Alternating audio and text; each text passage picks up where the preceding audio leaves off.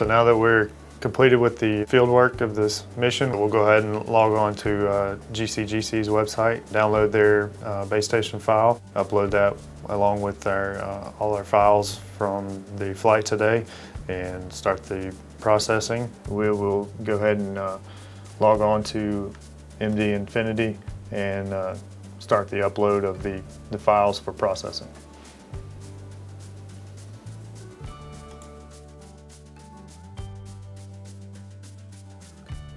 Trajectory processing, pick our MD LiDAR 1000 LR.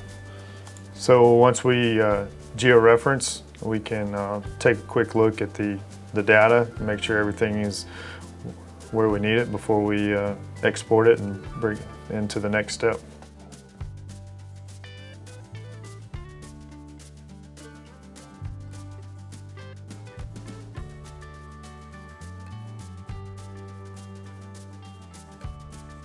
We're in LiDAR georeferencing, and it will coordinate our flight lines. At the end, it gives us our LAS point cloud file that we can use to provide our 3D model of the ground surface.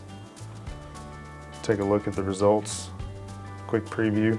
We'll be able to zoom in and see the flight lines above the project area.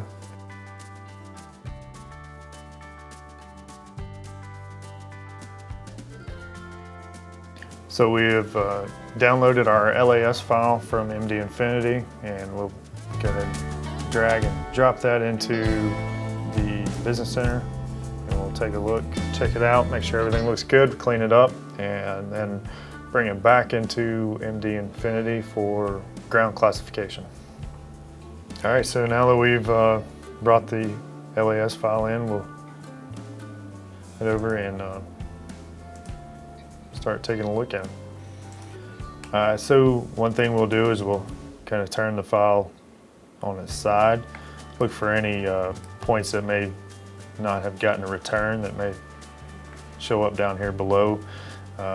Just anything that's up way above the area that we know is not correct, and if we want to cut any area out that we don't necessarily need for this project, we can go ahead and cut those areas out right now.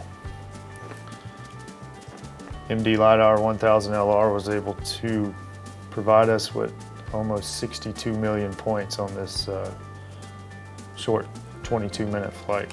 And so we have lots of data to use. So now we'll go ahead and export the LAS back out of here and start ground classification. And once we finish processing, we'll go ahead and create our topographic survey of this project area.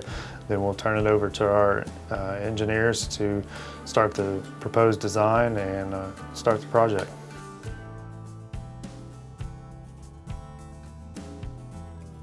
The last 2 days went really well. We've got our 2 flights done. We'll continue on to the next one, and the drone definitely helps us turn these projects around in a timely manner and get on to the next project.